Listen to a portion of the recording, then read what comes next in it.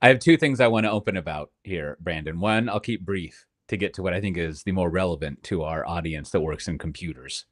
And the first one is that I returned from a 2 week wonderful vacation in an RV with our old friend Charles and family. We went all the way south to north from Finland to Norway to the Arctic Ocean. It's good times.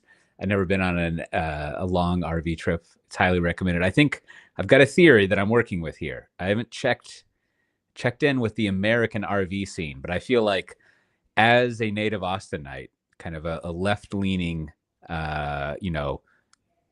coastal elite-minded person who has subscribed multiple times to the New Yorker magazine, I feel like in my mind, RV culture is like not part of my world. It's a little like something. I don't know what, but I feel like this feeling. But I think in Europe, it's a whole other game. It's a whole other situation, or maybe it's the same. But now I'm open to the RV, or as the British say, caravan. You could say camper, whatever situation. I think it's great. I think it's especially good.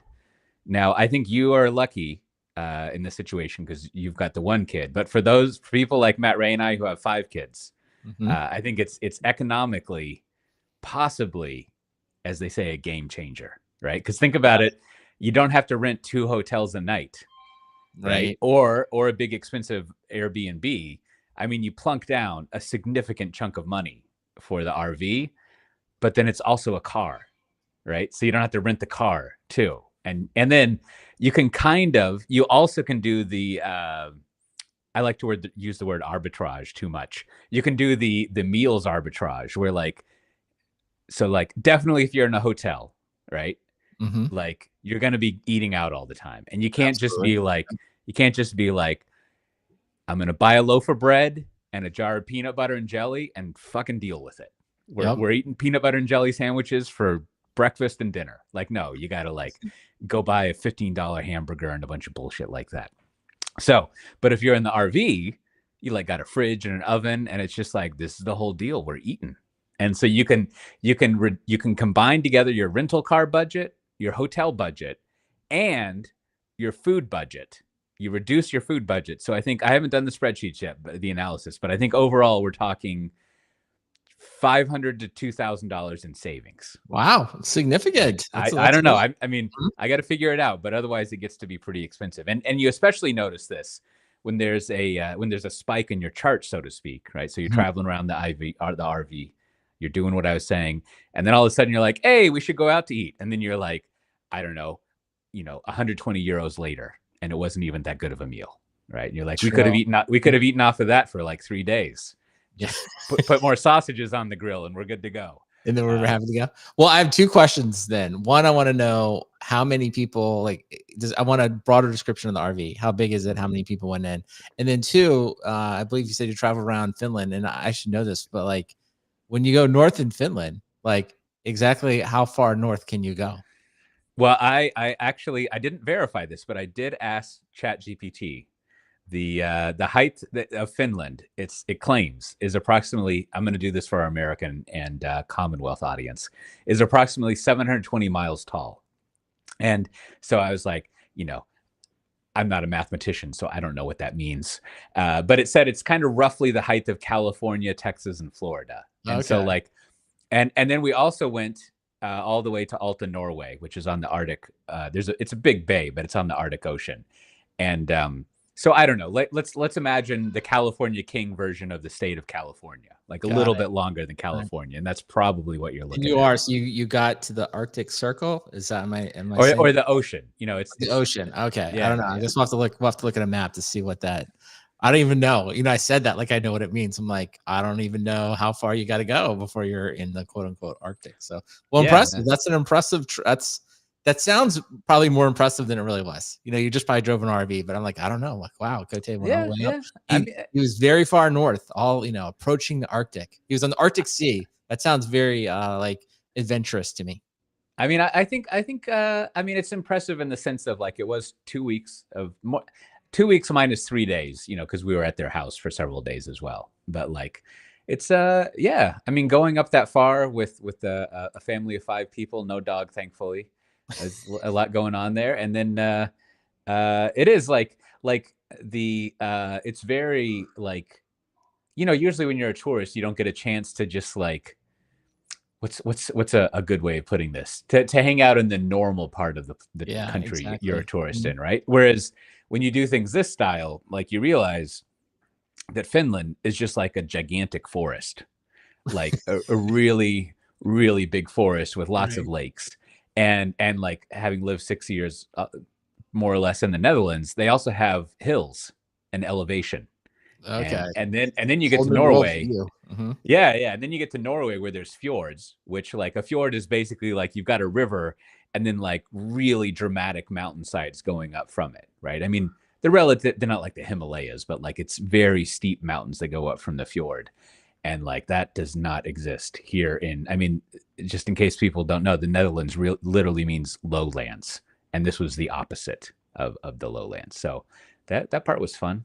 It was very enjoyable. So now the whole point I was getting to is that I think that I can finally, after all these years, declare packing cube victory, because while we were packing, I dropped this small suggestion. Yeah, I mean, you know how it is when you're working with a group of people. You don't want to just outright say that you've got a great idea that people should do, because then it won't happen. And we were packing. And I was like, we're going to be in an RV, and maybe what we should do. And I didn't say is the thing that I do on every single trip, and I'm very satisfied with. I said no. I said maybe what we should do, since we're in this small space, is everyone should put their own clothes in their own packing cube. And Mm, then when people go looking for their clothes, they don't have to like dig around in a suitcase. They just find their packing cube, unzip it, get their clothes out, zip it, and put it back. okay, And makes and we sense. did it, and it worked. It was perfect. Wow. Wow, you had Yeah, buy-in from the whole family? Everyone yeah. did it? Well, the kids don't get a vote, so I had buy-in from the CFO, and Okay. things work fine. But Well, well done. Well done, Cote. Sounds like a fantastic vacation, you know? Well done yeah, by you. good outcomes. Now, when we got back, did this happen? So we got back, and there was a homeowners will know. There's you've got two types of pipes that go to your house.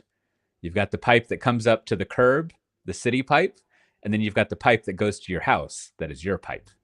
And something was wrong. The downstairs neighbor, they detected that something was wrong with our pipe. So some plumbers came over, and they fixed that downstairs pipe. We had to go. It was only a few hours without using water or anything. Totally fine. And they fixed that pipe. And then right as they were leaving, we noticed that the kitchen sink was clogged up. And it's that annoying clog where like it slowly drains out. Like it takes it a long time to drain out. And so like we go down and we talk to the plumbers and we're like, hey, kitchen sink is clogged up. And of course, they like give us like 15 minutes about how it's impossible. It's not related. Those systems aren't even hooked up, totally different thing.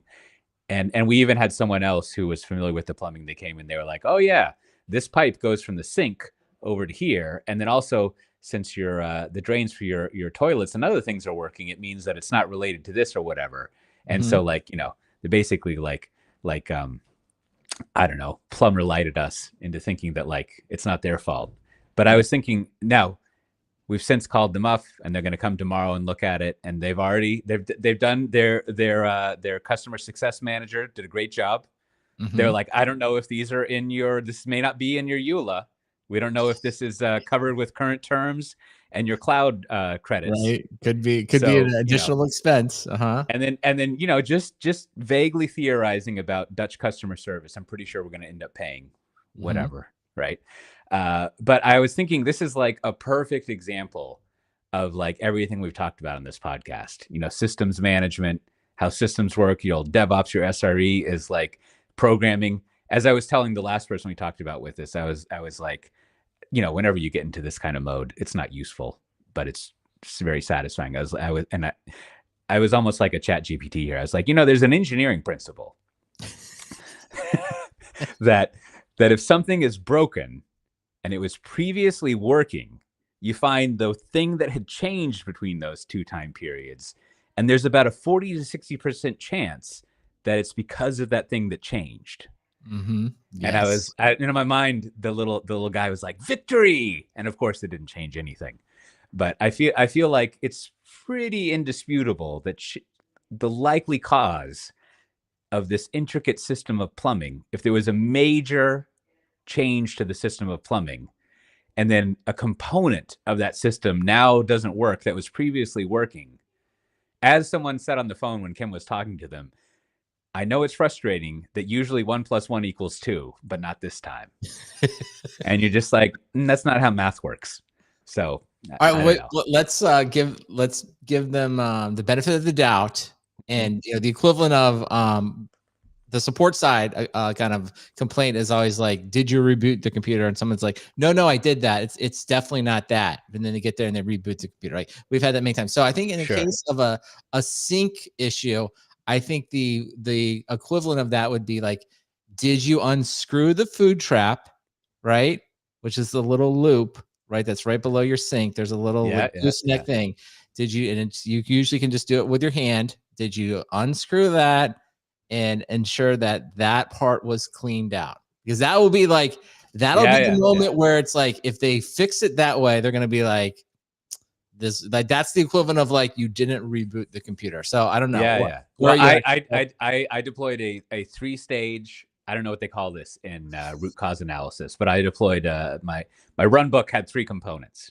One, I went up to the bathroom on the 2nd floor, and I just ran the bathtub and the bathroom sink, right? Because I wanted to test, is the main exit pipeline what's clogged narrow down. You want to first like basically divide and conquer. Where is the actual clog? I like that. And everything was fine with that, draining as expected, no problems, right? So now we know it's narrowed down to the kitchen sink, right? And so then I was like, well, I've dealt with clogged things a lot, and what I found with clogged things is you just get a plunger, and like 9.8 times out of 10 it works. You just got to sit there and plunge it for a while. Now, here's where this is not quite like like a CrowdStrike kind of problem, but here's where the system gets wacky.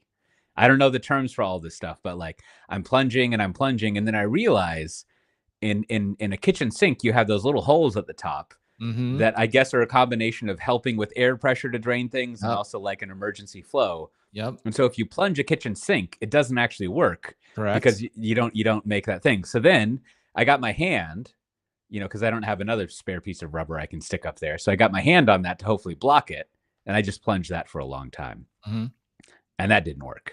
Right? Still no problem. I'm trying to close this off, and then I heard a tinkling noise, and I realized that there was a leak. And so like every time I had been plunging it, even if I was holding it, the stopped up water would go up through whatever that release valve thing is and like leak out, which is probably not supposed to happen, but I don't know, whatever. Right. And then so with that point, I did take apart the piping underneath the sink, and it's all fine. There's nothing in there. And then I even, maybe you'll be proud of even when I had it all apart, I was like, okay, let's make sure I've looked visually in this U thing, nothing in there. Stuck my fingers in there. I looked at the thing going to the wall. I mean, I can only look so far, but that's fine. And then before I hooked it back up, I stuck a bucket underneath the sink and I ran the water through it just to make sure that section of the pipe was clear. All totally fine. So I like it. All right. The problem you're ready to go. I'm going to give you the 5-star. You have taken all the debugging steps. You've rebooted the computer. You unplugged it. You waited 10 seconds. You've, disconnected all your own personal devices. It's like resetting the code. It's like, it's clearly on, in this case, it's not the cable side. It's clearly on the plumbing side. So tune in next week to find out, did Cote's plumbing get fixed? We'll see. All right. Well done. I hope that works out for you. And for all of those watching online, listen, when you listen to the podcast, you're going to hear a beautiful ad read by me. But if you're listening right now, I want you to go see our friends at SysAid. They are the next gen IT service management. There you can experience the only platform with generative AI embedded in every aspect of IT management, enabling you to deliver exceptional service effortlessly and automagically. So thanks to our friends at SysAid for sponsoring the show.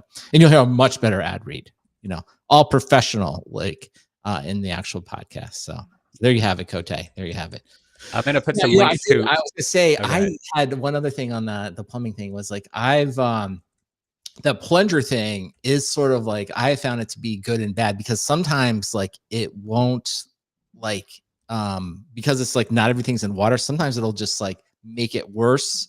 It makes it worse for a while, and then it'll make it better suddenly. You know what I mean? It's sort of like you sort Yeah, of yeah, like yeah. suck up all the stuff in the sink. So I've had that problem before, but it sounds like you've already taken it all apart. And it's like, Yeah, yeah. Yeah, I mean, okay, that's how it always is with the toilet, is like you just sit there plunging it and it looks literally crappy, and then, eventually you just hear that big and then satisfying yeah, sucking and you're like, sound. oh, thank goodness we're done. So, Yeah, well, good luck yeah. with that. I hope it works. Well, see, well, the other thing, because we had such a good break to the ad thing that I didn't mention, is that, of course, as always happens in a system, when I tried to reassemble it, there were new problems, right? It's I always it that is, it it turns out I'd been running on a, 3 versions back, yeah. core framework whose support had expired, and, so when I tried to reboot it, like, it Yeah. didn't No, work it's like because I you take off this thing that was perfectly assembled, and you realize, oh, the screw or the nut or something was old, and Mhm. then suddenly like it strips or it doesn't want to go, and you're like, oh my gosh, it was better when I did nothing. It was Yeah, just yeah, 10 minutes ago, it was better. So I don't know, but yeah, but I we imagine got the though plumber coming tomorrow, so he'll everything in the fix it. Netherlands, it seems like, I don't know, maybe this is not true. I was about to say probably everything in the Netherlands relatively old. So I imagine Mhm. like plumbing and stuff probably pretty old. I don't know, maybe not though. Yeah, yeah. This plumbing's newer because it's All right. newer, so to speak, but yeah, There you anyways. go. They should be in and out though. It'll be interesting. I want, yeah, we'll definitely follow up for next week. I want to hear the outcome. Yeah, yeah. Alright, well, you like this, what people are buying for Kubernetes, so do you wanna intro that topic? Sure. Alright. Well, Cote, you found a nice little survey, as we like here on Software Defined Talk, and this one was what people are buying Kubernetes for. And I thought, overall, it was interesting. But the things that jumped out at me was the top reasons people are buying something is one, security was cited 56%, monitoring was 48%, and platform management were 43%. So those were kind of the top three things people pay for when if they're if you will, using Kubernetes, or what the reasons they want to pay, I guess. Yeah, yeah, Now, yeah. The that's the not the, like, types of tools that they wanna buy to support it, all the stuff that they pay for, exactly. basically. So basically, what are the stuff they're going to pay for when they're, maybe that's a better way to say it. What are you going to pay for when you're using Kubernetes? Mhm. And so, okay, that all makes sense to me. But I thought the thing that jumped out at me was infrastructure as code integration was kind of in the middle. Only 34% of people want to pay for something around that. And then GitOps slash platform automation were at 32%. So I guess my takeaway from this was one of two things, was like, well, either the automation vendors just don't provide enough value. So people are finding other ways to do automation, or people just think of automation as a much lower priority, which, like, to me is sort of, Mhm. it's one of those things that's sort of like, you did all of this work to get all of this deployed. And of course, I understand why you need security monitoring and platform management, but you're not really going to realize the benefit of all of this stuff, right? Unless you start automating more and more of your development cycles, right? Getting new features out. I mean, this is all just another way of saying, like, unless you're starting to increase the release cycles, then kind of all of this was kind of just a waste of time, right? You're just monitoring and Mhm. securing a new platform. So I don't know, what is your take? Is it, automation vendors aren't providing enough value, or is automation sort of like kind of considered like somebody else's job? Like they're sort of like, it isn't like like I was saying before, people don't see it that way. They don't see the value as like automating more and more things. Yeah. Yeah, it's interesting to think about it that way. I was looking at I was planning a podcast interview with our general manager, Purnima, here at Tanzu the other day, and I was looking at her LinkedIn profile, and she actually worked at BMC pretty much the times we did. So I've been looking forward to just asking what she worked on. She did come from, you remember LoudCloud or Yeah, of Opsware? course. So Yeah. she worked at LoudCloud in the years before it was Opsware, when it was Okay. like an MSP sort of thing. So I don't know, maybe she went into the automation stuff, but she has a long history in automation. And that got me thinking about, like, whatever happened to automation? No one, like, that used to be like a big category that we talked about all the time. And, like, it still exists, but it I don't think we've really talked about it except for like, the system initiative stuff and then just jokes about the old Mhm. days, right? And so it's almost like, so building on that, my theory would be, so there's two things. One, you have to ask yourself, is there an intention in Kubernetes to hide all the automation? And even after all these years, I'm not an expert enough to know if, to put it in air quotes, Kubernetes wants to hide automation. Because of course, you have to have automation. That's the whole thing, right? Like the opposite of automation is a person installing something, Mhm. right? And so like that doesn't work in a cloud native world. So something is automated somewhere. But like I don't feel like that the word at least isn't used. Maybe there's some other, maybe like this is what a control plane does, or Right. whatever kind of phrases people use. So that seems like it might be one of the things.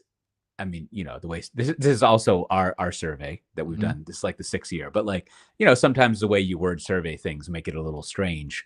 But because Yeah, automation so is definitely happening. So uh-huh. it's just like,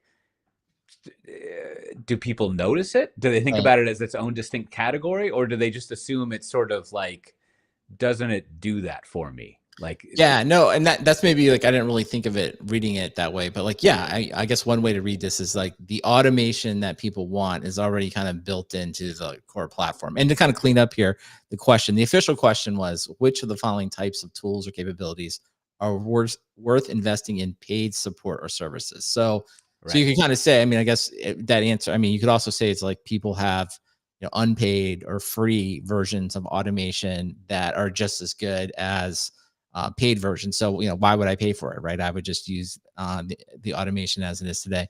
I don't know. Maybe it's just more like my instinct or, kind of like, I feel like it doesn't get enough talk, right? Automation, Mm, because that's sort of like, it's like you always want to increase revenue or reduce cost, right? And I think a shortcut to reduce costs is like you've automated some previous manual thing, right?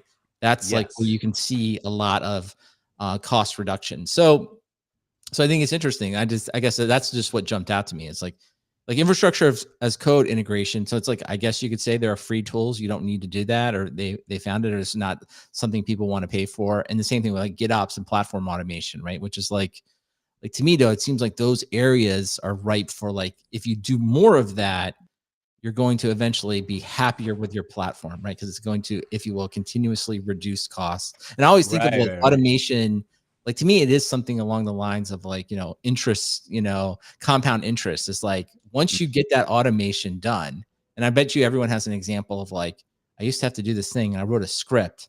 And it's like every time you run that script, there's a little bit of like, save me 20 minutes, save me 30 minutes, whatever, save me 10 minutes. Right, right, It's right, like, right. the more you run it, you're just like, oh, this is so great. So I don't know. I just, maybe more to know. Maybe maybe I need to go read more of the survey questions. Maybe down the inside there is more talk about automation. Yeah, and this is the kind of thing where like if you were doing, if you had infinite time to do survey stuff, right? You would also want to ask people, and what are the tools you pay for? And then that Right. like when I've looked at, had the raw answers, or I should say the, I don't know, I guess they are the raw answers, just like all of the full answers from the surveys, and look through this type of question. That's where things get really interesting. Is it takes a lot of time, but you can go through and you can sort of, you can weed out the people who are answering incorrectly. Right. Right, and get more of a sense of like, so when you say like, when you say you paying for infrastructure as code automation is, it's worth it in a Kubernetes world, then you can go see like, what does that mean? Like, what are you paying for, right? And similarly, right, like it would be interesting to see what people think GitOps is based on what they pay for it, right? Because, and this, again, surveys, what are you going to do? But like, in it to us, I'm not the GitOps people over there at Weaveworks, or RIP or whatever. But like, it seems like GitOps is just another word for automation. Like, it's Mhm. maybe Yeah. it's a subset of automation, right? Because automation also includes like endpoint management and like deploying BIOS updates to your copy machines or whatever. But like, Whereas GitOps is more focused on, I think, your own applications and software, though it doesn't have to be. But I'd be curious to see what people are paying for that they think is GitOps. And then the other thing, like kind of like we've been saying, is it's also, I mean, as we talk through this, I'm really interested in this idea of like, what is the difference? I assume people still use this term, but if you were to say that Kubernetes does container orchestration, what's the difference between orchestration and automation? Like it seems like those, like when way back when I actually programmed, automation basically meant like, I want to change the state of shit running in production. Mhm. And like, I'm, instead of manually doing that by installing things and setting configuration, I'm going to use scripts, or highly structured scripts when it comes to like Blade Logic and Opsware and Chef and Puppet and Salt and all those things. I'm going to have them go do all that stuff for me. But like, I think that's what orchestration does. I guess orchestration's also more active on the back end of like, as the state of things change, we will move containers around, Yeah. or something like No, that. definitely. I think there's like a stack of all of this. I clearly, right inside, Kubernetes itself, it's like absolutely, it's going to orchestrate and automate moving the containers around and starting pods and all that. And it's okay. That itself is great. And I think so. Maybe the part I was coming out of it was more around like, how long does it take the quote unquote business to take the ideas and, if you will, implement them into the ultimately an application usually, and actually make them available to the end users. And it's sort of like, yeah, so, and this is the classic, it's like the cliche. It's like, we need to align the business and IT priorities. But when you kind of look at this kind of jumps out at you this way. It's like data security, platform monitoring, patching, and upgrade management. Okay, those are the top three. I would say those are all considered IT priorities, right? So like, I'm in the Yes. IT group, and this is what I think about, I care about. That all makes sense. So it makes sense that the IT teams are willing to pay for those areas. But if you were building out like your MBR slide or your business slide, you would say, okay, I'm glad you've done all of that.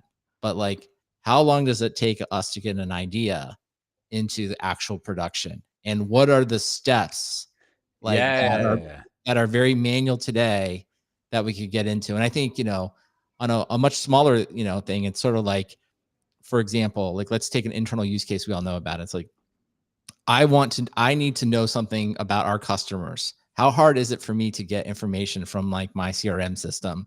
And every Mm. time I want to do it, how much is it automated? Do I have to go in and like kind of, go in and try to find the report, hunt around the templates, try to create something. Maybe I export it, maybe I don't. Or is there just something I can just like run and say, send me an email every week or every day showing me this stat, right? And then, because that's that, if you will, that's going to service me as a business user. And hopefully I come up with ideas. And then when I sit down with my developers, I say, hey, write all of, I want you to do this. Implement CSV, right? I'll be like, the most important feature, I figured it out, Cote. What our customers really want is they want export to CSV. I want you to implement that feature in our application. Like, how quickly can they do it, and how much manual stuff? When they're like, oh yeah, I just because like, they'd be like, you know what? I just downloaded Python. It has this great thing called pandas. We're all done. I've got all the business logic finished. Now, how much work do they got to do to get all of that into the application? And could that be automated? So I'd be like, the GitOps. It's like, the ideal is like, oh, we just checked it into GitHub and it works. Everything's ready to go. We know that's not the case, but like, how many things are left for them to actually do so that we could actually make that process faster? So that's kind of how I think of it. Yeah. There's a lot in there, Brandon. And I think it's helping me sort out some ideas I've been having recently, because I think what you're making me think here is that people, I don't have a better phrase for it, but people undervalue enabling technologies. So like, if you are like, and then I'm going to contradict myself here shortly, but like, they don't really think about, it's worth paying for a system that doesn't break, like, because you never really like notice it. Like, Mhm. if your system's just running, you're like, it never comes up. So that when you finally see how much you're paying for it, you're like, what the fuck? Why am I paying this much for this thing? right? What does this thing do? That's Kind, right. kind, kind of like, here in the Netherlands, water is pretty expensive, and so people, and then they also do that thing where you pay like a flat rate, more or Hmm. less, and then you Yep. pay a catch-up thing. So people will get this big bill for the last 12 months, and they're like, "Oh my God, now I can't, eat good cheese this week because I gotta pay this bill." But it's sort of like, if you didn't have running water, you would immediately notice the value of paying for it. Oh, And for sure. so Yes. so like it's a similar phenomena where like it is actually worth paying for automation, but if it's just working, you don't think it's worth paying for. or, Yeah. or something similar to that. And so like, you know, this is why I think, as you were pointing out, when you look at surveys like this, I mean, I almost have like a principle, or not almost, I do have a principle in my head now where if I look at survey results about like what are IT priorities or what are the blockers you have for new IT, the number one result is always going to be like security and data management and encryption. And I'm like, I don't give a fuck. That's always number one. Yeah. That's very uninteresting, right? Like, what's interesting is what happens in position like 4 to 20, right? That's where like I think you would use the phrase, that's where the things on the margin are, right? But like security is always important, right? And I Yeah. think that's because one, it generally is important, but two, as we see all the time, you always see the value of having good security because people get security problems, right? Like it's evident what it is. Whereas if I were to go to that the non IT person and be like, hey, we've our uptime is great, they would be like, good job doing your fucking job. That's right. Right. Right? Like of course that's what you're supposed to be doing, right? Whereas like, I was thinking about like the CrowdStrike thing, right? Which is like confusingly from a security company, not about a security thing. So it's been interesting to see people conflate it to be a security related thing, Mhm. right? But it's sort of like, well, that shows you the value of like having a good process that makes it so you don't break things, right? Like, whereas if I were to pitch like, hey, CFO, we should pay $5 million a year for this process that makes sure stuff runs, like that wouldn't go anywhere. So there's that, which I think is, looking at these survey results is interesting, right? There's kind of like, there's almost, and this of course isn't 100%, but it's almost interesting to look at the lower ranked things that are worth paying for and to say, is that because they're working? And like, you only think it's worth paying for things that are broken. And that, again, that's not going to be 100% across the board, but sometimes it'll be a facet of it. And then on the opposite end of that, based on what you were saying, I was watching uh, what was a great vendor pitch basically today. I am, as a certified thought leader, Brandon. I don't know who certified me, but Right. like, uh, I think that a core skill of a thought leader is to give the no vendor pitch.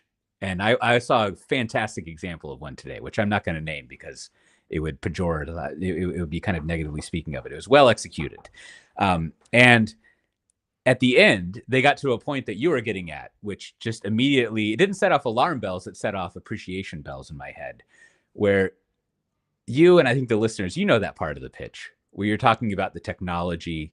We're going to use this container orchestrator. It's going to like do bin packing to make resource management better. We're going to it's better security. You go over all the technical stuff, and at some point in your slides, you make this transition to the business value of something, Hmm. and you're like, what if you could deliver software more frequently, and let's say you've got a new feature and you want to deliver it in 24 hours. And having been in the thought leader racket for a long time, I've been starting to think that never works. And never is kind of loose, but it's sort of like you have this aspiration of like pitching business value. Now, the exception to that is, I think, and this is the last part to my long monologue here, is I think that I was just realizing as you were going through this, you've got. I know this isn't your theory, but you brought it here to the podcast, that share price equals story times revenue, or something like that, right? Right. And I think this part of the EVC presentation, the what if, the vision, let's connect it to the business, is something like that formula, right? That like the and I almost feel like this is why it only works with like growth focused companies who are trying to sell new deals, is that let me try to play with this. Let's say the first deal that you have with the customer is going to be based on story times functionality. And so you can have a high degree of functionality, right, for the initial sale that you make with someone. And if it's proven and it just works and the price is right, that's good. Or if you have a low amount of functionality, you can really go apeshit with the story. Right. And like you can do that initial sale, because like those, and you know, those numbers you can play around with. But of course, like once you actually use the technology, if the story turned out to not really work out, then that zeroes out. And you know, 0 times anything is 0. And so like you got to always manage this kind of like story times actual functionality that you're doing, especially in these reoccurring revenue ages that we live in. That all makes sense. I think, you know, just to build on that a little bit, I think I think the story or the vision that's kind of usually at the end of the pitch, right? You're saying it's like, what if you could deploy faster? What you could do? And, you know, obviously if you know the client well and you know the business well, you'll try to connect it to their thing. It's like, sure, what if you could process transactions like all the time? How much more money? But the other thing you're trying to do, I think in most cases is, you know, it's up to the customer, right? Like, you know, it's like they hopefully have brought a point of view of their business and they know what the choke points are in their business. So sometimes like what you're trying to do is just tell a story, but what you're really trying to do is like have that trigger in their head. You're right. You know what? It turns out if we could just automate this one other thing in our company, and you may not even know what it is, right? Like, oh, if we could just get the widget, if the widget approval could happen automatically, that would free up us, because that's the cycle time that we're waiting for, right? And what you're trying to do is just to, if you will, you know, connect, almost like, you know, if you were like teaching kids or something, you want to like, you know, you just give them enough information so that they can start to connect their own ideas to it, and then they can answer that question. And that's like, and I think this is where it's kind of back to, yes, everything you said, security, monitoring, and all of those things are always at the top. In fact, they're almost always there that we don't even need to talk about them. It's sort of like, if you want to bridge this gap, if you're an IT professional, you want to bridge this gap to the business, is to just say like, yeah, of course we're doing all these things. And you even want to say to them, 10% of the budget or whatever, that just goes to like maintenance. We got to do that. Just like owning a home, right? We got to service the plumbing every year because we need water. Let's not have that argument. We don't need to talk about that all the time, right? We know we've allocated for that. But what I'm here to talk to you about today is that here are the things that we're doing now to enable automation in the business that's going to save you a lot of time and money, maybe even let you serve more customers. That's what you care about. That's the slide everybody wants. And the business leader should hopefully like kind of know that. They should be like, that's great. You did the widget automation. I've been trying to do that for forever. And, you know, and they should be excited about it. And if they're not, right, then there's like, that's like a better conversation to have. And like, hey, clearly we're automating things you don't care. Like, I don't understand the business. I thought widget automation is really important, but you don't seem excited by that. Like, what are you excited by? Like, what really? And so then you're in a much better, you're having the healthy conversation, right? And then you can go back and be like, forget about widget optimization. That's the total waste of time. What they need is CSV export, right? I mean, that's kind of the very classic enterprise product management is like, we have built this incredible set of dashboards. And they're like, I never look at those. I don't need that at all. What I need is a CSV export of this data, because I already have a script that we use to do forecasting. And if I have that, I don't have to mess around reading these stupid reports, you know, right? And then you'd be like, I'm going to do that for you. So, I mean, you know, just sort of like, that's a very classic enterprise sale kind of thing. It's like, I don't care about your reports. Give me the audit. And then maybe go one step further, be like, hey, could I make it so that I could just send that data in JSON? And maybe they know what JSON is. Like, you know what? I can actually don't even need to do the CSV. Give me the call, give me the API, and I'll just send it right to your next system for you. And they'll be like, oh, didn't even know that was possible. Love you. Appreciate you doing that for me. So, yeah, that kind of conversation is really, if you're having that kind of conversation, you're probably doing a really good job. Now, okay, I've got a wrap up theory here to run by you, since you are a multiple time certified enterprise product manager.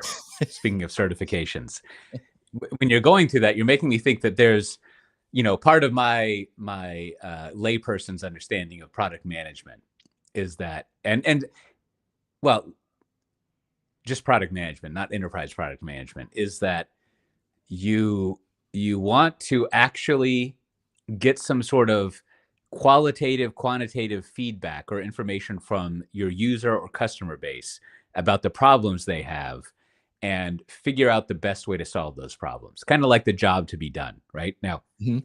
the opposite of that is like the developers are like, wouldn't it be cool if this, right? Mhm. Where like Right. you have you haven't done your lean canvas or whatever the kids do nowadays. However, it seems like one of the distinguishing characteristics of enterprise product management is that every major account has their own needs. And so, like, no matter what you choose, it's going to be wrong because it's only going to be right for a subset of people that you have. And the other people, their most pressing issue is going to be CSV downloads.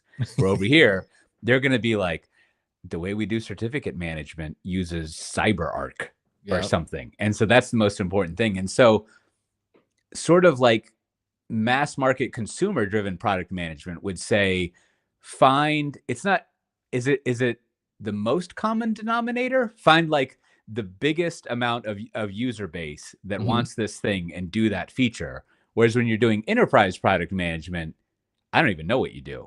Because all of your different big customers like want different conflicting things. Well, I mean, not all of them, but like it's not as easy that you can just say we're going to do these 5 things and it's going to be we're going to solve the problems. Like you constantly are juggling like all these other big enterprises who just like there's no way to reconcile what it is they want.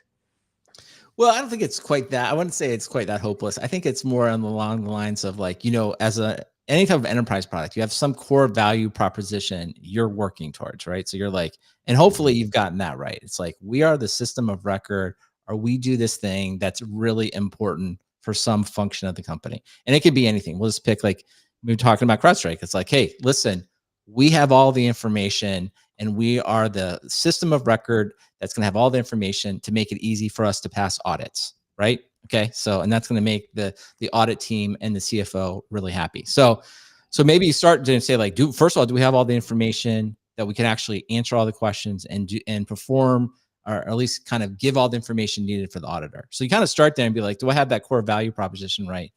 But then I think kind of what you're getting at is like, okay, but now you go to like 100 different companies and they all like do the audit slightly different, right? So now you probably have to have a little bit of like, well, here's the easy path. If they didn't know anything about how to do an audit, it'd be like, here, you just click here, do this, give it to your auditor, and it's done. But most of these enterprises would be like, no, that's not how it works here. We got to do this other thing. And this other thing is not changeable. So then it's like, can you Right, enable right, the right, set of right. features to allow them to do the other thing? This is why, like, I kind of joke about it, but this is why export to CSV becomes so handy. It's like, hey, I don't know. There's no way I could anticipate what homegrown auditing system you have, but you've already probably solved this problem. And if I give the data to you, or I make it very easy for you to get the data you want in a format that is in the right format you want, or even converted to the right format, you're going to be very happy. And if I then do Right, that right, across right. all 100 customers, they're going to be like, that's great. Because I think the customers become realistic too. They're like, I understand, like, like we're a shipbuilder and a shipbuilder has this kind of audit and we do this specific thing, right? And this is where, sort of like a little bit of my current job is where maybe we would offer some professional services too and be like, you know what, like, yeah, we don't have shipbuilder as part of our core portfolio because you're the only one, but like we have all these tools, we have the APIs, we can help you with services, or you can do it yourself. And if you kind of do that over time, right? Like Salesforce, I think is a good example of this. It's like, you know, like we joke about Salesforce, but it's super successful, right? It's like, what is it really? It's like a toolkit. It's a toolkit to like integrate this thing all over your company. And the reason that it is hard and complicated is because everyone wants to do some type of integration. So that's Yeah, one of the yeah. reasons they're successful. So hopefully if you're doing both of those things, core value proposition plus the integration technology that customers need, generally you're going to be doing a good job and as meeting customers need, and you'll be a good enterprise product manager. Yeah, yeah. No, that makes sense. You want to have, as you say, a toolkit. Like that's a bigger focus of enterprise product management than just like product management, Mhm. right? The kind of openness and customizableness customize, whatever that you have with these things. Yeah, and it is. And just to follow up a little bit, it's like, and it's a little, obviously what I said there is really important, and you can, these jobs pay well. I'm sure you can do well in your career, hopefully, but it isn't like the sexy consumer thing. The sexy consumer thing is like, I figured out exactly how people want to share pictures, right? Like I unlocked it. Like and also I connected to the consumer on like this emotional level about how they're doing things. And it's launched like a billion people are using it. And probably behind that is like a massive advertising business. Like that's the kind of like, if you will, if there is such a word, a thing is sort of like sexy product management, right? That's like what the dream is. Like, oh, I dreamed it up and I connected to the consumer, and like I created the next consumer internet company, and I'm the next founder. And that's a lot different than like, oh, it turns out they can export CSV from their pictures. Like no one ever says that. No one ever wants that, right? So you just kind of have to think about like what job you're in and what you're doing. Yeah, that makes sense. Well, so that's from, as we call it, the Cloud Native platform survey that we did. If you go to our show notes at softwaredefinedtalk.com/479, you can check out the rest. And as a preview, that chart that we were just talking about, one of the other things that we'll skip over that I think is really interesting is the survey questions about what's worth paying for were broken out by decision maker versus not decision maker, which I would read as management versus individuals. And as always, it's fascinating to see how people there answer questions differently. And I will leave it as an exercise to the listener to come up with interpretations of what the big differences in those bar charts, the bars on that bar chart between those two are. Now, speaking of enterprises, I know you're a big fan of the cloud of judgment stuff. And I read through one of the more recent things from the second, and I wanted some Brandon interpretation from this, because I read through it, and he got a lot of great analysis looking at various SaaS and cloud companies, and I think the quandary that's going on in the June-July stuff. Tell me if I've got this right, Brandon. I don't track these things, but the 10-year U.S. Treasury bill, is that what a 10Y is? Yeah, an interest rate. Yeah, correct. It's decreased from 4.5% to 4%, which is gigantic, right? Yep. And so, we finally emerged. No one needs to make a X is a ZERP phenomena talk anymore. We're done with that. We got it. Yep. But I feel like we finally emerged from that, and now we're getting closer to the ZERP. But it seems like the company valuations aren't going up. And so if this goes down to like 4.8, does that mean that we bonuses to all the DevRel people next year?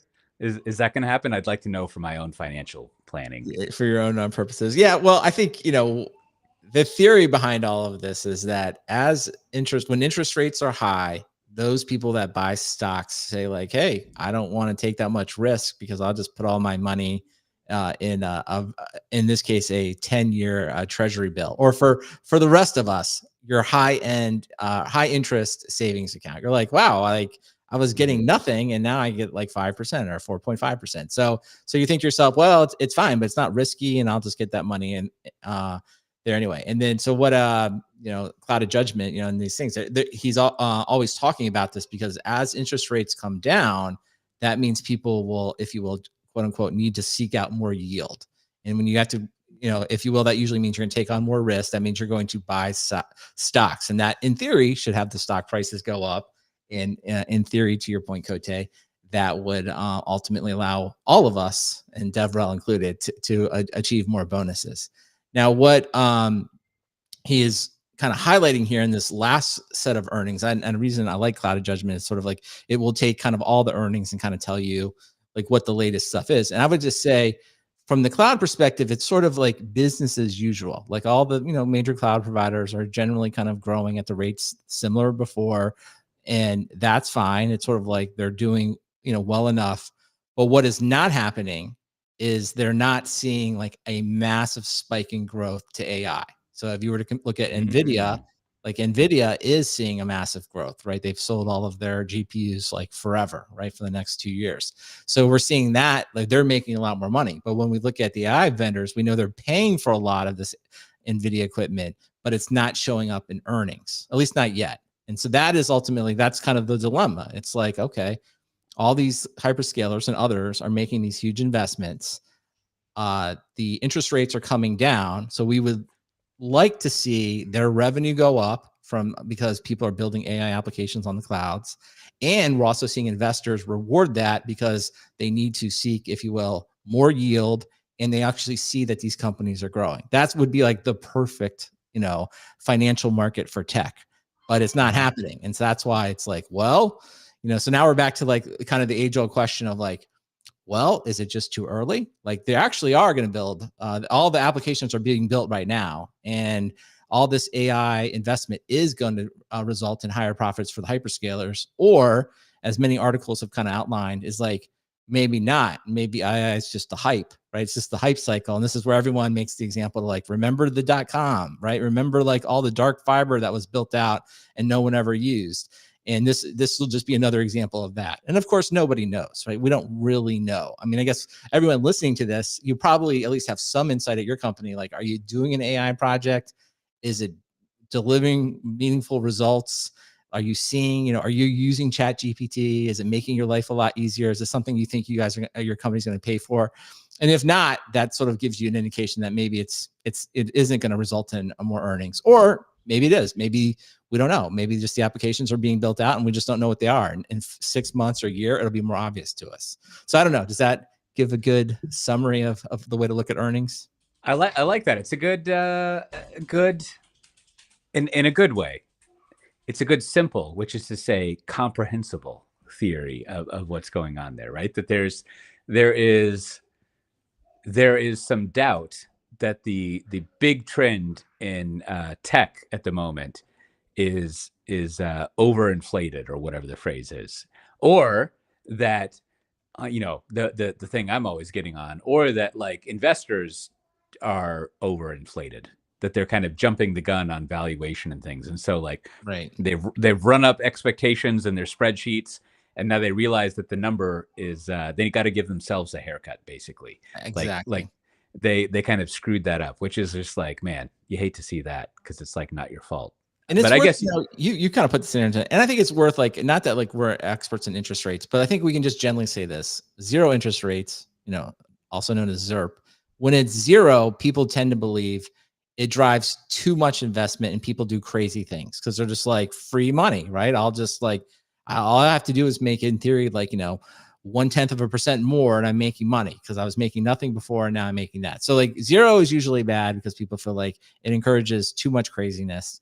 And if it gets too high, people are like, well, no one's doing anything because everyone just puts their money in the bank. And so it's like, I don't know, like, literally entire channels of CNBC and Bloomberg are dedicated to just talking about like, will it go up or down? But I think generally people are like somewhere between like 2 and 4% is like, people are like, that's good.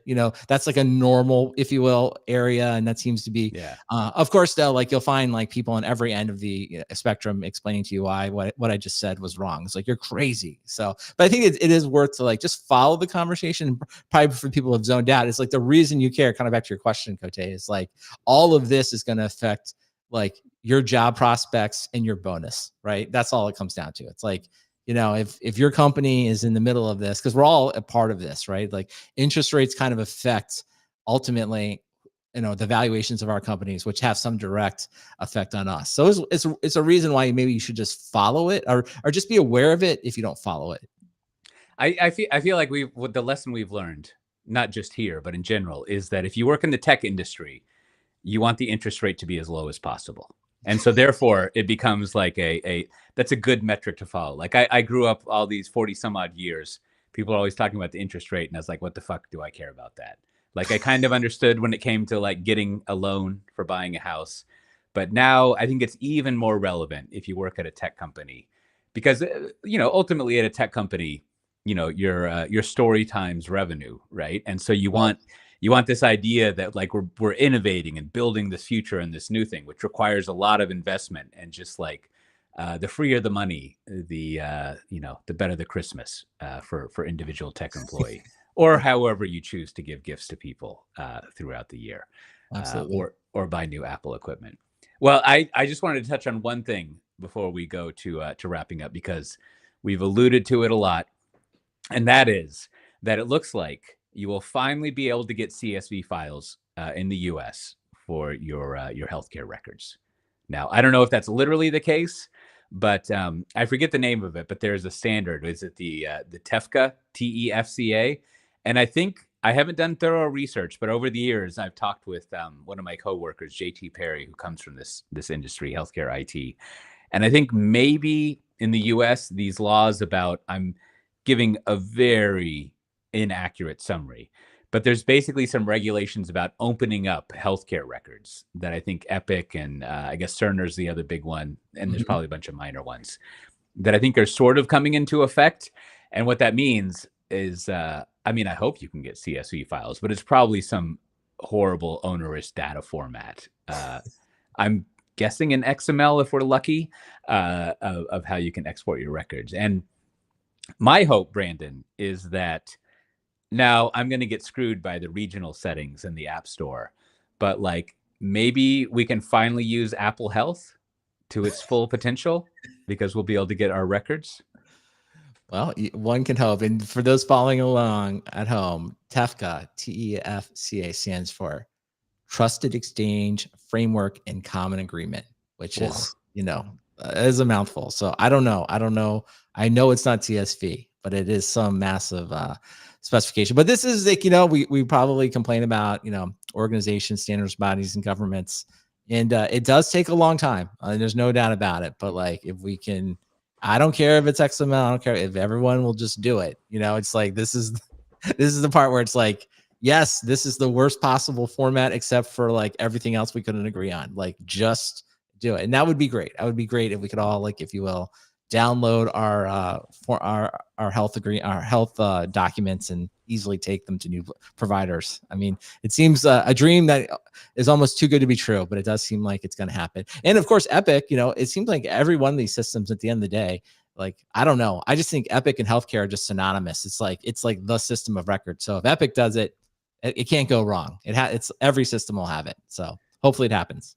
I feel like, and in our world, everyone's always complaining about regulations, and especially the EU. They're like, we don't want the EU getting into product management. And I think I'm just gonna go. I think this is a real VP of cables moment here.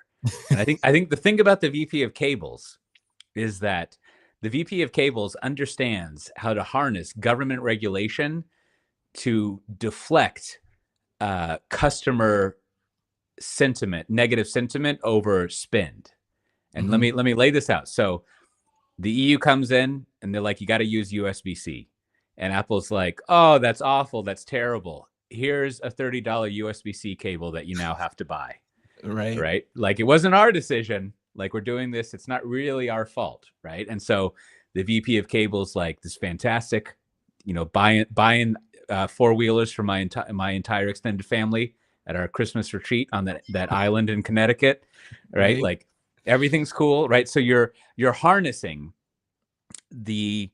not only the good part, which is like, as a consumer, even though I've got to shell out new money for the USB-C stuff, it actually is better to have just one cable and not this stupid, weird little lightning cable. That's good stuff.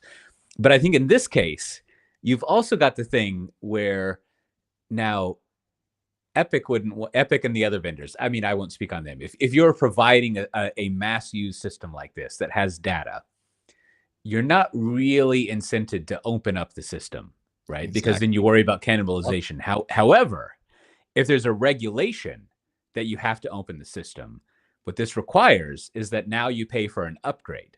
Because if you don't upgrade your software, you're now operating out of regulation. And in the healthcare world, that's bad. So no matter what, I mean, Epic is basically, I'm sure shouldn't say Epic. If you're selling this kind of system, it doesn't seem like you're arbitrarily charging someone to pay for an upgrade. It's just like, hey, I didn't want to use USB-C cables, but now your hospital has to use them. And so, I think all the people complaining about regulations, they need to like be a little more like, I don't know, there's some business opportunity there. And then even on the other side, as a consumer, seems like a good move, right? Like it seems like anytime maybe not anytime, but often when a government regulation comes in that does some product management, it's often good. Like all those GDPR pop-ups kind of blow, but that USB-C thing, I'm all for it. Yeah, And no, I now, think there's some better ones even too. It's like there's some that we just totally forget, which is really good. Like, in obviously most regions of the world, somebody eventually said like the electrical plug will be like, it's here in the US, it's like the 3-prong, right? It's like yeah. everything that is going to get electricity has to be that way. And eventually that becomes, 120 volts becomes a standard and it gets widely used. And like, I'm at some point that was a regulation. People were like, what do you mean? I can't, like, I got to I require can't some, innovate. yeah, what's going on? And it's like, but like the consumer benefits so far outweighs, any one company's, if you will, needs, that like it gets to the point that we don't even think about it. Like we don't even you wouldn't even buy something doesn't come with a plug for your country or region, right? And I think it's just like at the beginnings of all these things, it does seem like, I think USB-C is another great example where it's like, yeah, I mean, sure, Apple, I understand, like, yes, you could maybe invent a new cable, but like it seems like time has come. And I think in those cases it feels good. Now the other ones just get, we probably won't talk about today, but it's just like, you declare Google monopoly and you're like, okay, but like how are you gonna fix that? Doesn't seem like there's like, and it's like, I don't know if you have any ideas. So maybe you know what I mean? Maybe not wade into that one, right? That's going to be like a long, Sure. Like, that actually may make it worse for all of us, kind of like along the pop-ups. It's like, oh goodness, are we going to have to, every time we search, are we going to have a pop-up asking us which search engine to use? I'm like, please, no. So there are times where you're like, oh, so I don't know, like all of this, it's like, I'm always of two minds. Like, I like the universal power standard, but then I hate the pop-ups. So it's like, it's hard, man. It's all this stuff is hard to figure out where to standardize and regulate and where to just kind of let the free market do what it wants. So it's hard. Yeah. Well, speaking of letting the free market do what it wants, Brandon, do we have any bureaucracy this episode? A couple things, just quickly, as always, if you would like a sticker, just send your postal address to stickers@softwaredefinedtalk.com. Be happy to send you a sticker anywhere in the world. Also, you should join the Slack this week. I won't go into any details, but this week we had a nice conversation about visiting the Buc-ee's in South Carolina versus south of the border in South Carolina. So these are both located on I-95. If you know. So this is the kind of information you can get in the Slack. It's about which is better. Can these things even be compared? And if you're driving along the I-95 corridor, I think you should probably stop at both and report back what your experience is like. I don't even know, Kote. I think this is a place where, like, I bet you, Kote, you probably have never been to south of the border in South Carolina. Do you even know what I'm talking about? No, I don't. Okay, I'm going to leave it. So I'm going to leave it. If you know, you know. So, and I'm also going to propose that I think I-95 is the most important interstate in the United States. I believe it's the one. So if you disagree with that, write in and tell me why you believe a different interstate is better and why so. So, well, now for this challenge, Brandon, what are the criteria for ranking the interstates? Like, give me 3 criteria that would be in the matrix. Well, I think I-95, it's on the East Coast, but it's like, it's a central artery, but it's almost like a rite of passage growing up, because if you live on the East Coast, and it connects many of the major metropolitan areas in the United States. And it literally is like everyone that has grown up in any of these, like New York City, Philly, Baltimore, Maryland, I'll go through all the thing, the entire East Coast, you've experienced I-95. It's become an artery that, like, maybe you drove to college for the first time. Maybe you went on a trip for the first time.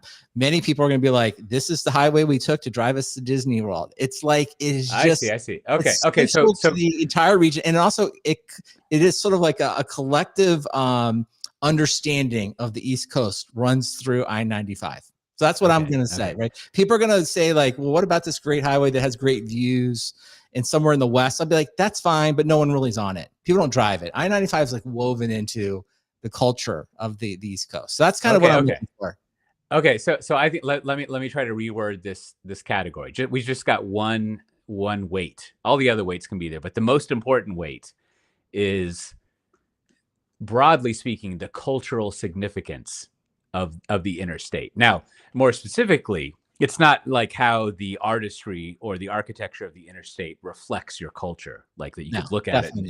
But it's more about how the interstate plays a role in your significant life events, but also in the sort of like transitions of your life, right? Like which I don't know, I won't speak for other cultures, but in American culture, this idea of, I mean, we literally have a book called On the Road, but this idea of moving from one place a great distance to another place to sort of like mark a significant change and transformation in your life is a huge part of the American ethos.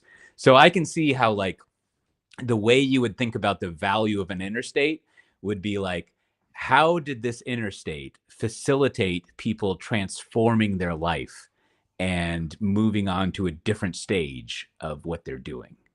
Exactly. I think that, and I think just to finish it off, it's sort of like it is, if you drive the length of I-95, starting in Maine all the way down to Florida, it's like it connects like many of the, I want to say region, I'd say it sort of is the, if you will, it's a way to experience all of American culture. If you drove down at all and you stopped, right. Every few hours, you're going to experience distinct cultures. Like if we had a European thing, it'd be like driving through Europe, right? Like you're going to experience the Netherlands, Spain, French. You're going to experience like what the equivalent of that is in the United States if you make the entire journey. So wow, we don't have time to go into that, but that's a whole that's fantastic. Yeah, they have the there's like the Rhine series of the actual Rhine River and all the rivers that feed into it and the canals and everything. That's a similar sort of like situation, I think. Anyways, speaking of similar situations and cultural significance, there's several conferences coming up. There's one in DevOps Days, Birmingham. Now, could I get there on I-95, Brandon? You'd have to you get close. You get to a lot of it, but you'd have to like think probably I-20 at the end. That's good. You could take I-95 to I-20 and get there probably. There you go. And then there's also going to be Spring One VMware Explore US in Las Vegas. Definitely not on I-95. There's a whole other highway system over there that you can get to. That's going to be August 26th and 29th. There's also DevOps Days Antwerp, nowhere near I-95. That's September 4th and 5th. I'm giving one of the talks there, and it's more or less, well, not more or less. It is kind of, it's the 15th anniversary of the original DevOps Days. The only reason I'm hedging is the original one was in Ghent, not in Antwerp, but it's all Belgium. So, it's more or less the same. And there's also the Civo Navigation Europe in Berlin. We're a Medio sponsored, so you should check that out. That's September 10th to 11th. And there's also SRE Day London 2024. That's September 19th and 20th. I'll be speaking there. And we have a discount code for it. If you want to get 20% off the code, you can use the code SRE20day. And I've spoken at that conference. It's great. It's in a very nice location over there on the Canary Island Wharfs. I'll remember what it's called. Canary Row, where there are there's a great building there that is it oatmeal or sugar or syrup? There's actually one of the old like factories over there that does canning, which is very quaint. When you take the train from London City Airport, over to King's Cross or wherever you might be going, you pass by it. Now, speaking of things you might pass by, Brandon, what I don't want to pass by is any recommendations you might have this episode. Well, my recommendations are two things this week. One, I want to recommend the Cloud News of the Month episode for July over on the Cloudcast. I was lucky enough to be on with Aaron and Brian. So we covered what turned out to be a pretty eventful month in July. So if you want to hear a recap of some of the fun, I don't know if say fun, some of the major news events, check that out. So it's always fun to be on their podcast. And the other one, I was going to recommend another podcast this week. It's Acquired Podcast, which I've recommended before, but the specific episode is Microsoft Volume 2. It's very long, so I think it's approaching 4 hours. But Cote, you've often asked or wondered, hey, I wish someone went into more detail about how Azure got started, like what actually went in there. I think the general belief is sort of like Steve Ballmer was bad at his job. Satya Nadella was good at his job. Satya Nadella came in and waved a wand and like fixed Azure. So they go through a very detailed history of kind of what was going on in this era. So I'll even give you the timestamp. So it's at 3 hours, 35 mark. So there's a lot to get to before that. But if you just want to jump to that part, they go through and talk about kind of the origins of Azure and like when it got started. So like a couple things I learned. One, Satya Nadella, before he joined Microsoft, he worked at Sun. Did not know that. Thought that was like interesting. And then the work for Azure started about 9 years before it was released. And there was a bunch of people, not surprisingly, a bunch of people were involved before anything actually happened. So, and then I think their final thing, just to summarize this entire podcast, if you don't want to listen to it, is like they basically make the case that Steve Ballmer did a better job at Microsoft, and maybe we get the general belief, I guess, that the royal we, give him credit. So, so I think lots of there to take in if you're interested in like a very deep historical view. Maybe you're driving on I-95 and you need to kill 3 hours and 35 minutes. There you go. Yeah, man. Well, first of all, I admire any podcast that goes that long. That's great. I love that. And you know, it makes me think that, like, if we've learned anything, Brandon, it's that the success we're currently experiencing started with a PowerPoint deck 5 years ago, at least. And so, like, it's you know, you don't want to just claim success about what happened in the last 6 months. It definitely started long ago. Well, my recommendation is based on that Finland trip. Now, as with some of my recommendations, this is one of those things that I wish I would have discovered earlier in my life. But I feel like this is an American blind spot. And I don't even really know what these things are called, so I had to look it up. But it's a cheese slicer. Now, when I say cheese slicer, Brandon, what do you think of? I was gonna say immediately I thought like electric device that you put it in and cuts up the cheese, but then I was thinking like a deli slicer. Yeah, something like that. But then I was thinking maybe you mean like a specific type of knife or something. Yeah, well, you know that I don't know how to describe it, but you know, there's a handle, and then there is like it's almost like a face, and there's like the chubby chipmunk cheeks underneath, and there's like a little blade where you would think a mouth would be, and then there's kind of like a cone on top of it that has no eyes on it. Right now, I think we've all seen this cheese slicer thing, and I've never actually used it. But in Finland, of course, they eat a lot of cheese.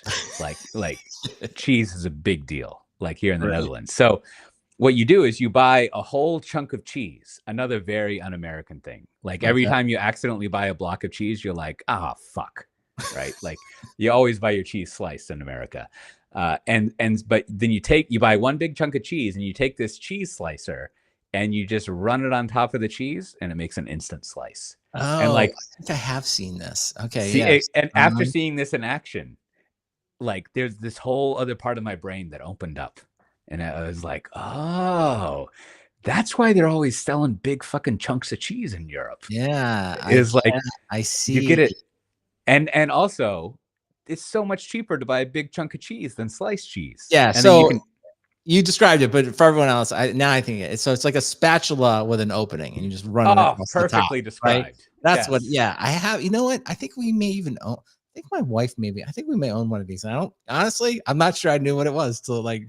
I don't think I put two and two together. But yes, I know exactly. And I feel like, you know, big time listener Jordy can berate us in Slack. Yeah, this is very American. Yes, all the Europeans are like, of course you have a cheese. Like it's like having a fork, and it's like, no, we don't really have a lot of those here. It's true. Yeah. So cheese slicers, you can go to IKEA or wherever. They probably even have them at HEB. Just buy one. Buy yourself. Now this is what I can't do. Go buy yourself a big block of cheddar cheese, Longhorn cheddar, and that's a big block of cheddar cheese is almost the perfect consistency for a cheese slicer. And then you just kind of run that cheese slicer on top. You got yourself the perfect slice of cheese. And you want thicker cheese slices? Do it again. And you can speak. This is like enterprise product management for cheese slices is what's going on here. Well, speaking of that, in a totally unrelated coincidence, you've been listening to Software Defined Talk. This has been episode 479. If you want to get the show notes for this episode, including a link to the Wikipedia article for cheese slicers, not only cheese slicers, but 5 to 6 other types of cheese knives you may not even have ever thought of. You can go to softwaredefinedtalk.com/479 and check out those links, things we talked about, things we didn't, the conferences we went over, all sorts of interesting information if you've listened this far, you must be interested in. And as always, thanks for listening. We'll see everyone next time. Bye-bye. All right, Cote. Good as always. But hey, let's pay off a question I asked you didn't answer for. So people that made it Yes. all the way in.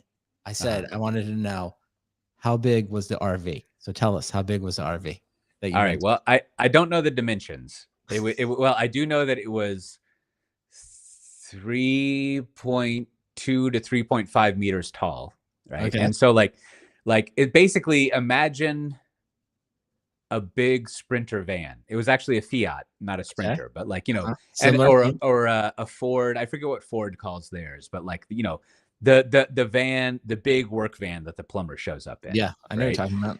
And then like make it a little bit bigger, right? Because you've got Okay. the RV thing of like the bed area above the driver compartment, and then just a big box on the back, right? And so it has two beds in the back, Uh-huh. and then it has a couch situation that you can convert to a bed. So Got it it. has four beds basically, but two of the beds can comfortably fit. Well, comfortably is the wrong word. Can adequately fit two people, right? Like the problem is the bed above the driver and the passenger seat. It is wide enough to fit two people, but if you were in the forward part of it, you may not have enough height clearance unless Gotcha. you're a child, Gotcha. right? Because Okay. of course it curves down towards the front, and then the couch that you can convert into a bed is, it's probably, I don't know twin double, but it's somewhere between a twin and a double. So you can fit people in there. And then the beds in the back are twins. And then filling all the rest of the space is like a tiny kitchen. Mm-hmm. And they even have a shower and a bathroom, or a toilet.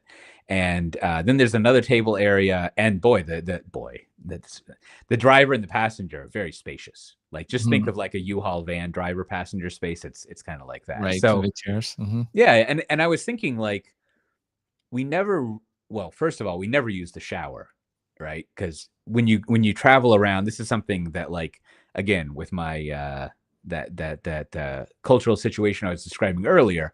When you travel in an RV, you can just go to RV camps everywhere, and they have a centralized Yeah, just use shared the shower. shower and stuff there, right? Right, right, right. And then of course in Finland they all have saunas as well, Mm-hmm. right? So and they're all very good, very nice situations. So like we never used the shower, and we only used the toilet a few times when it was like raining really hard outside.